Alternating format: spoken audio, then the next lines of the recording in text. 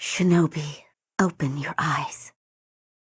For the sake of your master. Hey everyone, it's BlueLizardJello and welcome back to Everything Possible in Sekiro, Shadows Die Twice. Last time we got our very first Shinobi tool, which by the way, we still have to equip. Once you have had the prosthetic tool fitted, then you can go into your equipped items and make sure that you have it equipped in one of the 3 slots that are available. And we also took a look at some of the level design and saw some areas that we can explore much later on in the game, because some of the interconnectedness is rather impressive. But today we have to start off with a mini boss fight, and we're going to learn about a new type of attack called a perilous attack. So let's commune with this sculptor's idol. Let's travel to the Ashina outskirts wall gate path. But before we do that, notice in the bottom right hand corner we can hit Y or triangle to open an antique map. A lot of people have missed this, and I'll be honest, I missed this for quite a while. But taking a look at the map, it is a beautifully drawn map, and it allows you to see some of the areas that you've already explored and how they relate to one another in the overall geography of Ashina. Very cool. But let's head to the outskirts wall gate path. First, before we take on the mini boss, we are going to see the shuriken in action against the dogs that we saw. Now, I have already mentioned that the spirit emblems that we need in order to use the shinobi tools, they can be collected throughout the world, or they can be collected as you kill enemies. While I can't say this with absolute certainty, it does seem that you have a higher chance of getting spirit emblems if you kill an enemy with that item. So I'm going to use the shuriken. It only takes a single one against these dogs. And unfortunately, no spirit emblem there. Let's try one more. Well, that is unfortunate. Well, let's go ahead and get the deflection. And no spirit emblems just yet. That's okay. That is alright. We can collect some as we continue on. In fact, typically the mini bosses will offer some. So speaking of mini bosses, we've already seen this ledge. The boss is right down here. And if I get close enough and target him, if it'll let me, there we are, we can see that this general has 2 death blows, much like Leader Shigenori from the tutorial. The nice thing is in Sekiro, because we're playing as a shinobi, the name of the game is stealth. Whatever it takes to kill the enemy, that is what we're going to do. So for this general, we don't have to face him in hand-to-hand combat just yet. What we can do is sneak around, use our grapple hook to get behind him, and we can just get a jumping death blow. So here we're learning about perilous attacks. When the enemy is winding up to use one of these, a kanji symbol will appear above Sekiro's head, and it can be a number of different attacks. It can be a sweep attack, it can be a thrust attack, it can be a grab attack. The problem is these cannot be blocked. Now, most of them can still be deflected, but sometimes deflection's not the best answer. In fact, for sweeps, like we're going to see with General Naomori Kawarada, the best option is to simply jump over the attack and then jump on his head. So I'm trying to bait a sweep attack if I can. There's that jumping attack, just like we saw with... There we go. With Genichiro. Oh, and this right here. You can see there that he just got a lot of his posture back. Anytime you see him charging up like that, there's a sweep. And there is the posture regain again. There's the sweep. Alright, I need to heal up so we can try and practice this again. There it is. There's the jump, and there's the death blow. So a bit of a sloppy fight on my part. We've got a prayer bead. Offering 4 of them at a sculptor's idol will increase maximum vitality and posture. We currently have 1. When we have 4 of these, it'll combine into a prayer necklace, and those necklaces do have unique lore. All the beads will say the same thing, but the necklaces is where we can get some really interesting story connections. We also get a gourd seed from which healing waters continuously spring forth. Give to Emma to increase the maximum uses of the healing gourd. The twisted gourd of medicinal waters was known throughout Ashina since long ago, but it was the extraordinary healer Dogen and his pupil Emma who discovered the self-replenishing nature of this seed. There again is that direct connection between Dogen and Emma. Don't forget to loot. And over here we do have some more ash. 2 fistfuls of ash. That is a really good tool to use against the general. And then as we go into this next section. This is one of the more difficult early sections simply because of the number of enemies. We have the two conversing right here. You can just see the one trailing in the distance. That is actually one of a group of three. There is a ranged soldier right there, and another one, you can see his hat just above my head. And if that's not enough, behind that wall down below, there is a very large hammer-wielding tarot guard. And those enemies can be a little bit tough this early in the game, especially if you don't have your deflections up to snuff. But there's the patrol, although he seems to have been separated. What I want to do is I want to take out the ranged attackers first. I'm going to sneak down here. Now this path, I'm not going to jump down all the way. This is a point of no return. Once you jump down here, you have to continue that way. But just remember, this vegetation, that shiny, and that tree will be coming here from a different direction momentarily.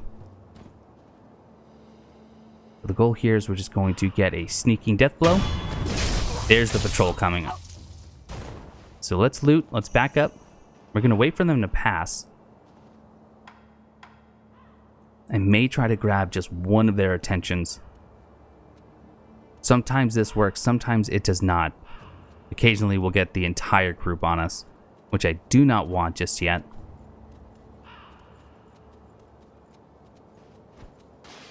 And unfortunately, this might be one of those times. So what I'm going to do is I'm going to reset this a little bit by simply climbing up and then ducking right into the grass here.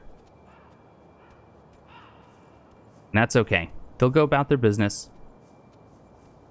Actually, it looks like the one is separated. So we should be able to take him out pretty easily. There we are. That's one less. Don't forget to loot. And now we're going to jump on top of this roof. Grab this light coin purse from the nest here. And then, what we can do, we can sneak around just by using the ledge here. But what I'd rather do, now that the patrol has gone by, I'm just going to drop down right here and take him out. And then back up before anyone is the wiser. You can see that people are suspicious, but they don't know where I'm at just yet. Although, unfortunately, that one soldier is looking for me. We need him to reset because he has an eavesdrop conversation with that other soldier. So even though this is a great opportunity to get a death blow, I do not want to take him out. We're just going to have to wait patiently for a moment. Well, that took long enough. But he's finally back in position, so I'm going to jump to grapple. Somehow they don't see this, and now I can listen in. This battle, do you think it can be won? I fear we may not prevail. What? We'll be just fine. Look, Ishin may be sick, but he's still going strong. Genichiro is a terror with the bow. And of course, we have Gyobu the demon. Ah, Gyobu, of course. Good point. As long as he is with us, no man could ever breach the Ashina Castle gate. So 3 big name drops. We have Ishin, which we know from the opening cinematic, the one who took out General Tamura. Then we also have Lord Genichiro, which we fought in the opening tutorial area. And we have Gyobu the demon. That is a name that's new to us. We'll be encountering Gyobu relatively soon. Now, I do want to take these guards out, but I don't want him to be alerted, so I'm going to be patient, let him go by, and then we're going to take out the one with the hat, the definitely more dangerous one. Now, do remember, this is a game about shinobis. It's about ninjas. It is about being stealthy if you wish to be stealthy, which I do want to do in many of the circumstances here, so it's okay if you have to slow down and wait. That should be far enough. There's our plunging death blow. And there is the deflections into a posture break. Now, I talked about the tarot guard. He is right there. You can see him wearing his sumo belt, very large hammer. I can drop down and I can get the sneak, or if I want, I can just do a plunging death blow. I think I will simply drop down. Now, he does start to patrol as soon as you get close, but simple enough just to get that death blow. Got a spirit emblem. We did just get our first skill point. That's what that ding indication was. That is going to do a few things for us. It allows us to purchase skills, but it'll also unlock the skills ability once we go back to the sculptor. Once you have your very first skill point, we can go back to get an esoteric text from him. Now from here, with this patrol, I wonder if I can get the plunging death blow from here. It's a bit of a long distance. Let's give it a shot. And these guys are actually doing a reverse patrol. I think I'm going to change my strategy here a little bit. I don't want to take them all on just yet, so let's get out of sight. Can always just drop down if we need.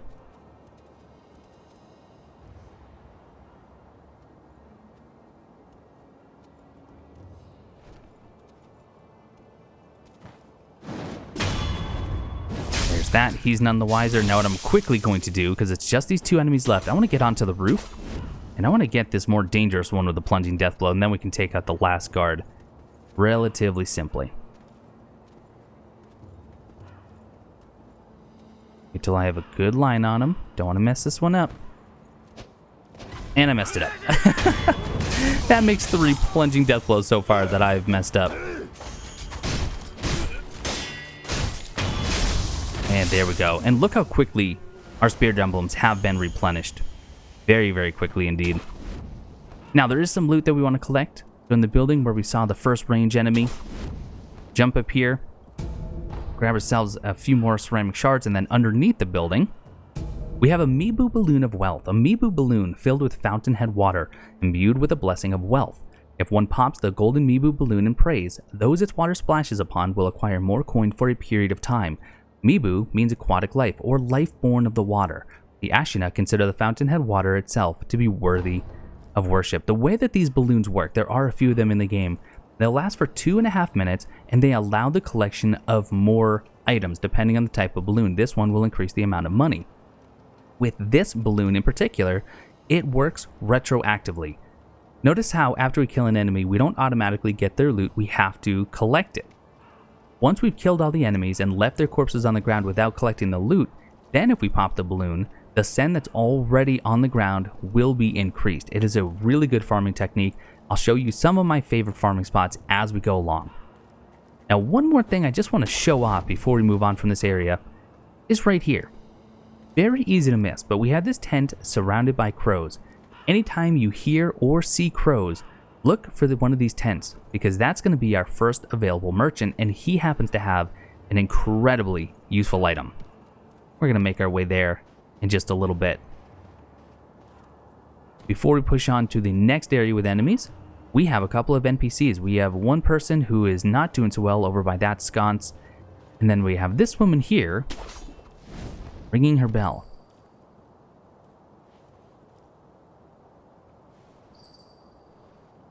Oh, is that you, Inosuke? My son, have you seen the young master? Either way, you can be honest and say that you're not her son, or just say nothing. She'll still think that you are Inosuke and continue on. I am not your son. There you go again, Inosuke. You always tease that I'm getting senile, but a mother knows her own son. Well, anyway, take this bell. It's a charm I made with the young master in mind. Please, offer it to Buddha for his sake. She gives us the bell that she's been swinging, and it's the young lord's bell charm, a bell charm received from an old woman who asked that it be offered to Buddha. Bell charms protect their holders through Buddha's divine protection. If one finds themselves the owner of another's charm, offering it to Buddha on their behalf is common courtesy. The sculptor at the dilapidated temple can advise on how it should be offered, and that's exactly what we'll be doing with this bell later on in the episode. Inosuke, my son. Have you offered the bell charm to Buddha? Have you tried the rundown temple with that stubborn sculptor in it? I'm sure you'll find Buddha there. And we know there's already plenty of Buddhas surrounding the dilapidated temple, but there was one that stuck out very early on. Now let's go talk to this individual who just so happens to be Inosuke, the one she was hoping we were. Who is it? Is somebody there?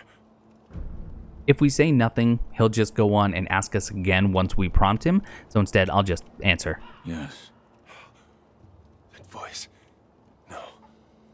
Could it be? Sir, my name is Inosuke Nogami, a vassal of the Hirata family. Or at least I was.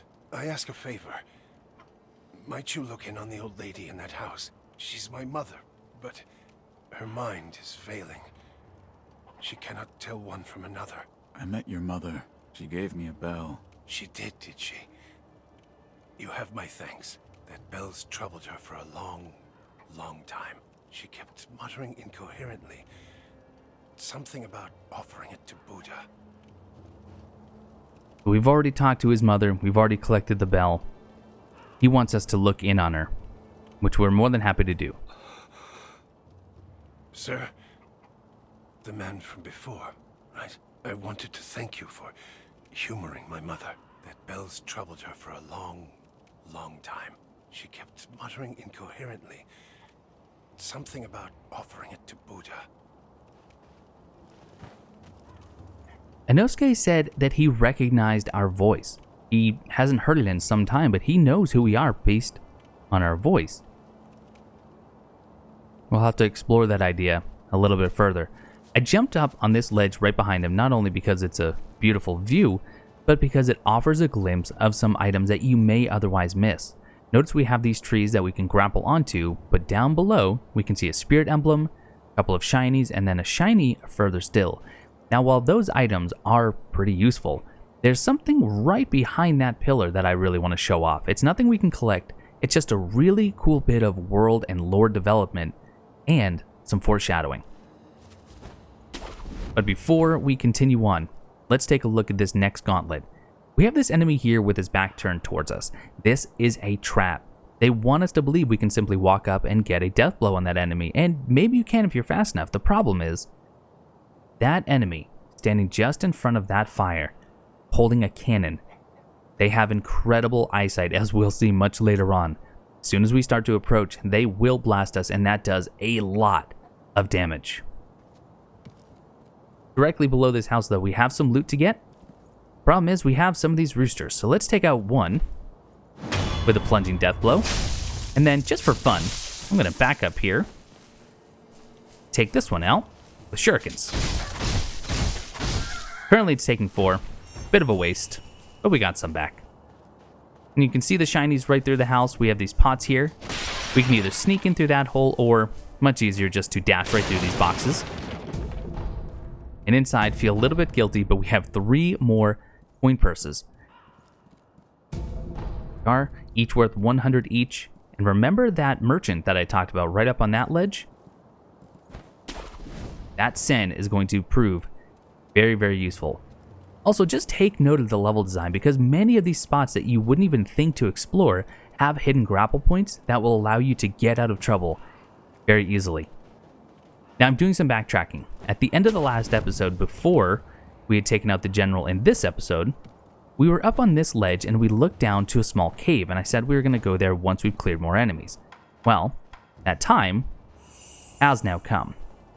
Just going to let my health fill up a little bit because we do take some good fall damage. Though I wonder, I'm going to try something here, something I haven't done before.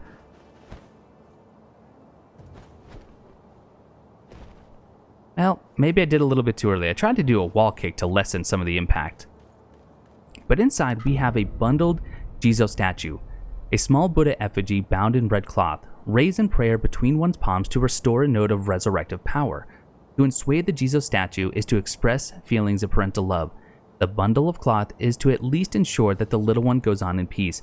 You can probably already ascertain by the description of this statue, but the Jizo statues represent Jizo Busatsu, a divinity in Japanese Buddhism who protects children who have died before their parents. So this is a rather sad little piece to collect, but it does have some incredible uses later on. The problem is we haven't even learned about resurrective power yet, so we're going to have to hold some of that conversation a bit later. And remember that one item that I said we were looking down on? That is it right there. So let's jump and grapple. And we get Gachin's sugar, or Gachin's sugar. Not really sure how it's pronounced. I've tried to learn to no avail. If you know, leave me a comment down below and I'll be happy to put it into practice. The High Senpo priest gave this candy to a band of short but adept assassins. It suppresses sound and presence for a time, making the user harder to detect. Light the candy and take the Gachin stance to impart its inhuman benediction. The assassins do Senpo's dirty work. Once hired guards, now extensions of the monk's will in their quest for undeath. So a little bit more information about these Senpo monks. They're looking for undeath. They don't want to die. We've already met someone who can't die, Hanbei, back at the dilapidated temple. Very likely he had some sort of connection with the Senpo monks.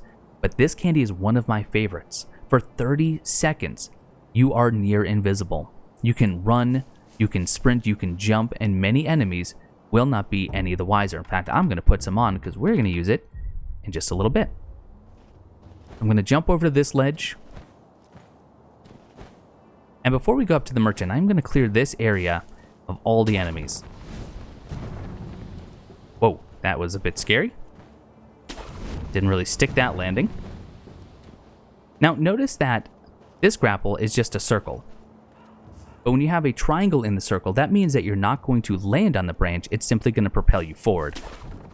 Like so. And now, because of some clever grappling, we are behind this very large cannon-wielding enemy.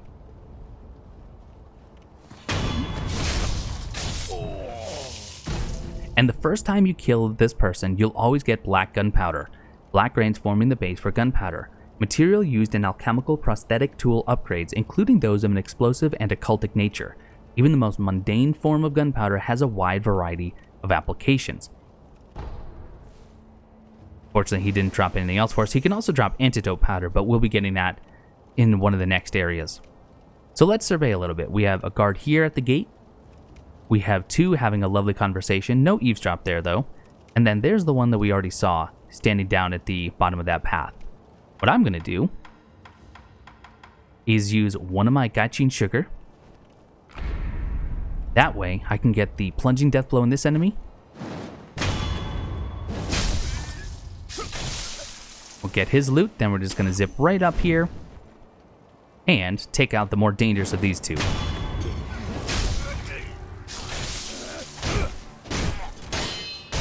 If you didn't see that, I just interrupted one of his attacks with a shuriken. Makes it a lot easier to take him out. And then if we so desire, simply because we still have the sugar, it lets me up. There we are. We can simply take them all out very quickly, very easily.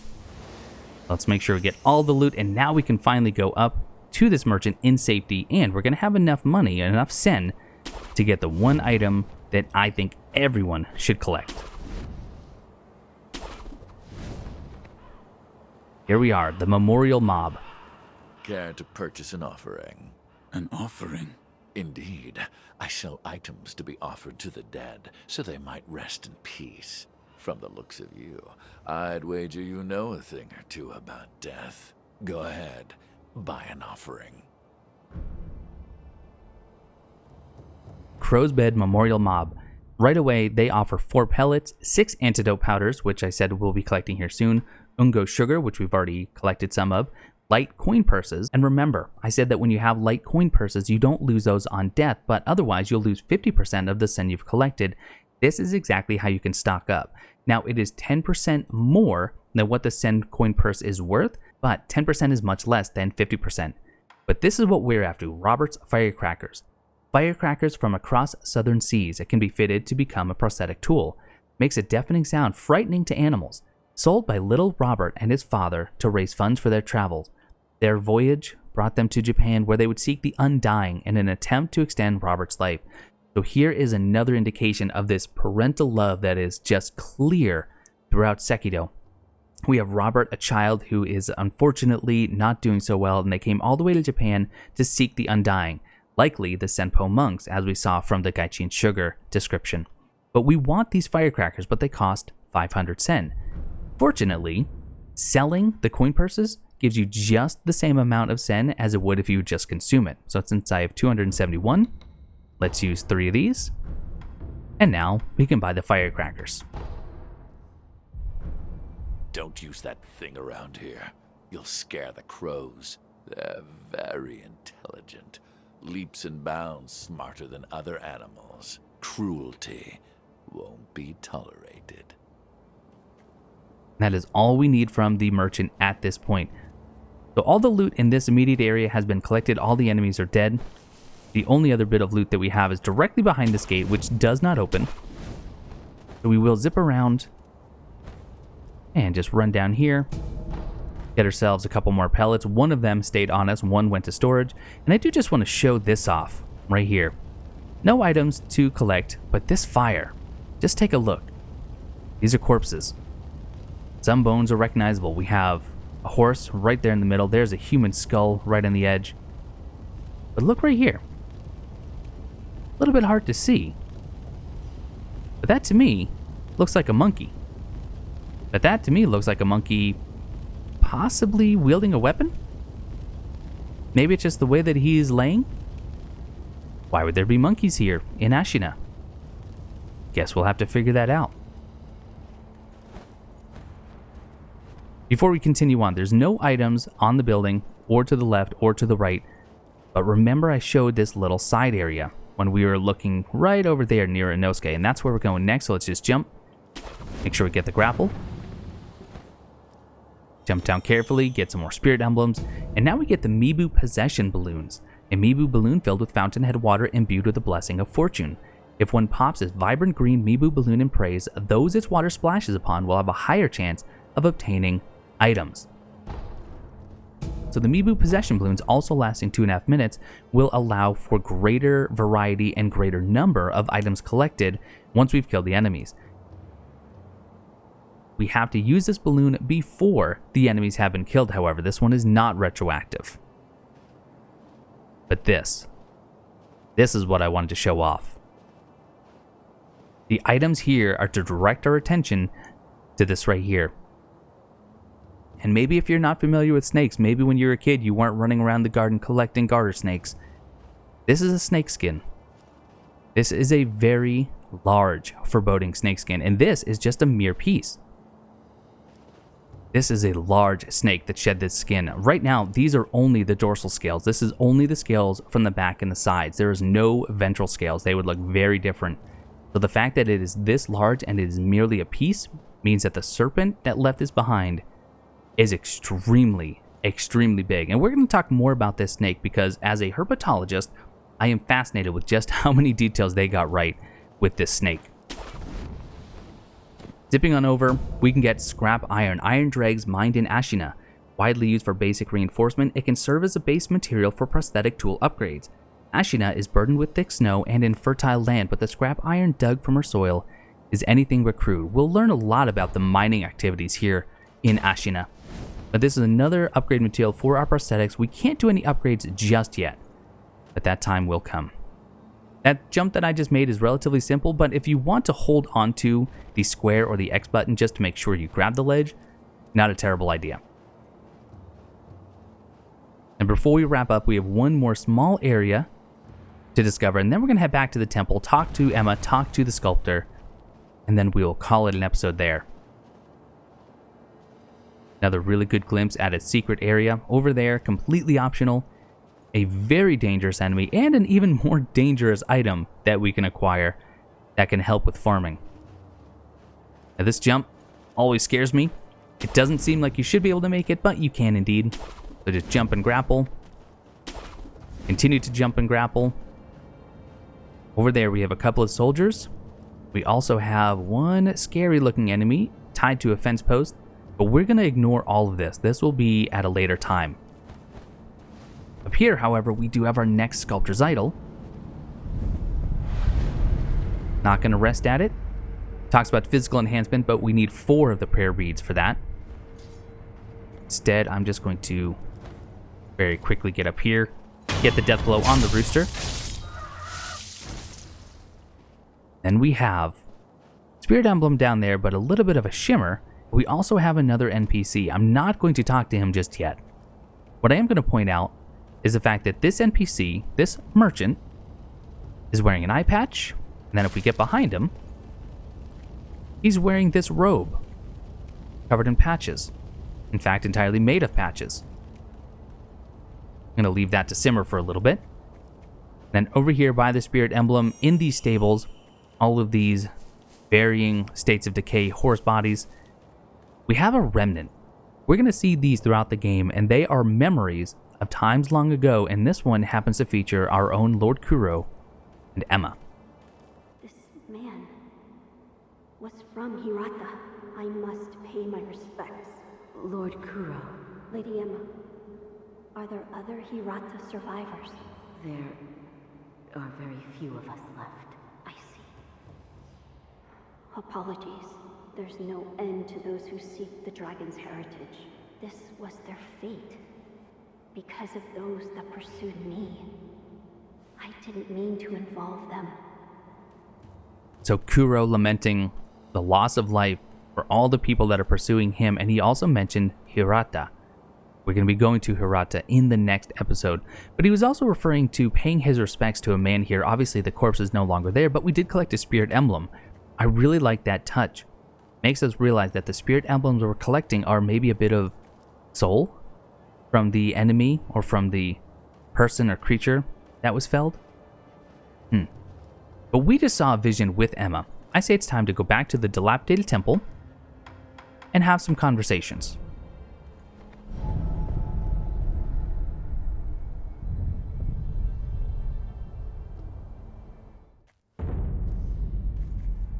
Because we have a gourd seed, the young Lord's bell charm, and because we just saw that remnant, Emma is going to have quite a bit to say.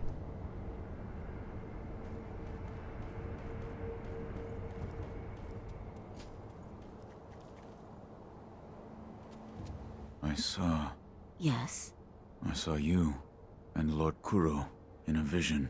a vision. Yes. Where is Lord Kuro right now? He's being kept near the keep at Ashina Castle. The gate to the castle, however, is shut. I see. I'm glad you've come, Master Wolf. Is this a gourd seed? Yes. Bring it here. Plant the seed into the gourd. Perfect. Now the volume of medicinal waters in your gourd will increase. Such a strange medicine. Is it strange? I don't take any offense to that. If it's effective, then that's cause for celebration, whether it's strange or not. That's what my mentor Dogen taught me. I see. Please bring me any other gourd seeds you find. I should be able to further increase the volume of the medicinal water. Once we rest, we will now have 2 healing gourds at our disposal. A couple of things that I really like about what Emma just said. Number one, she made the direct connection herself to Dogen. So we now have that confirmation from Emma's own mouth. But we also got a little bit of dialogue there talking about, is it strange if it works? And to me, that is the entire lifestyle of shinobis. If you read up on shinobis and ninjas, they had some incredible feats of combat. And they often use really odd and bizarre tactics in order to take out their target. There was even an attempt to be able to walk on water using some sort of modified bucket shoes. Very interesting. But again, if it works, is it strange? So, it's not a birthmark. Then, that must We've already be gotten this or dialogue. perhaps- What I'm trying to get is the dialogue about the Lord's bell charm, but we should get that once we exit. Oh, did I hear the ringing of a chime? It was probably this bell. I was told to offer it to Buddha. Does the bell hold any significance for you? If it does, talk to the sculptor. He is quite knowledgeable when it comes to Buddha. There we have it. Once again, talk to the sculptor about the bell charm. But we also have a new prosthetic, so we have a few things to talk to the sculptor about as well. What is it? Seems to me your battle sense has returned. You're more like a shinobi than before, if only a little. Take this.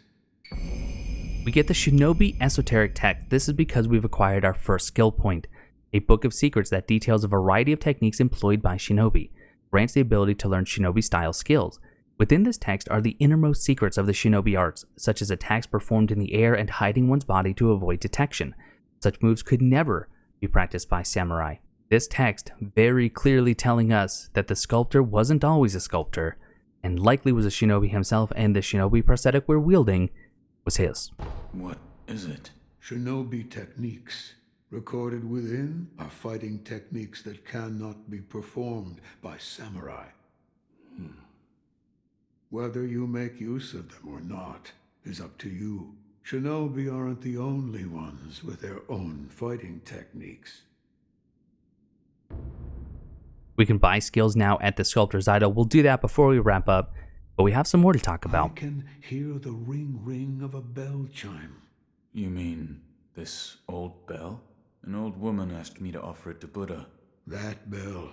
Have you seen it before? No, it is unfamiliar. It appears the bell disagrees.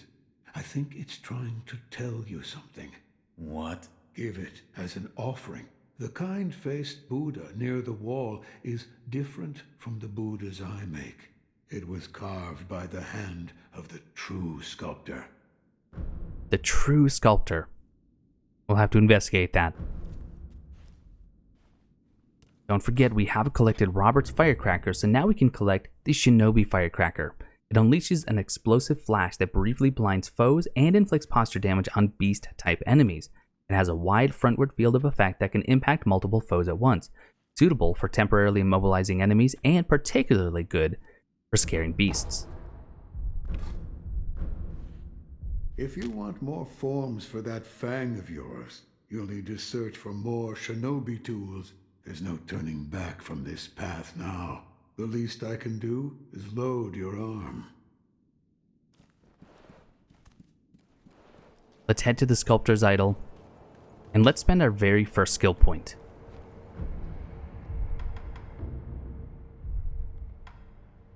We have two different trees along the Shinobi arts, all leading to the same unknown combat art. These will get unlocked as we collect the skill points and unlock the skills. Right now, the only two available are Whirlwind Slash and Makita Counter. Now, this counter is incredible, and we will be picking that up just as soon as we can, but for now, all we can afford is the Whirlwind Slash, and I think this is an excellent move. When surrounded by enemies, the Shinobi technique can cut open a path to victory. We can hit Y to see exactly how it's executed, so we're going to purchase this, and then back up. Of course, that's going to tell us about combat arts. But now this slot is open, combat arts. We have to select a combat art as we unlock them, and we can only ever have one equipped at a time.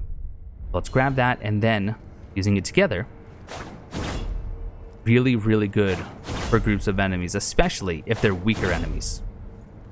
Excellent. We'll be getting more combat arts as we go. But in order to wrap up, let's offer the bell charm to the kind-faced Buddha.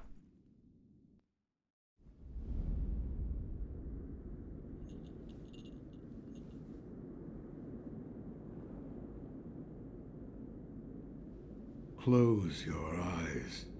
Hear the bell speak to you.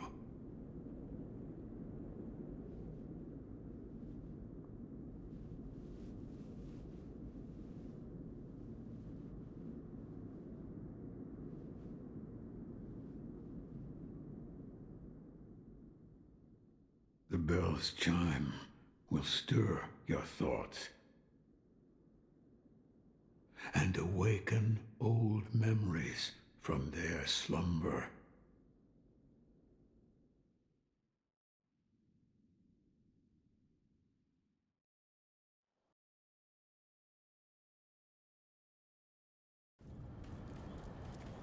Years ago, we've been transported back, whether physically or mentally.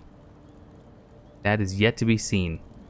We have this item behind us, Sculptor's Idol, but we have a fire raging on in the background at the Hirata estate.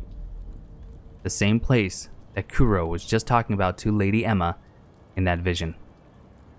And we'll be exploring this estate next time, but that is going to do it for this episode of Everything Possible in Sekiro, and I hope you learned something. And if you did, leave me a comment below and let me know what you learned. And if I missed something, or if you have your own tips and tricks or lore theories to share, put that down as well so we can all keep learning. But I want to thank you all so much for watching, and I will see you next time.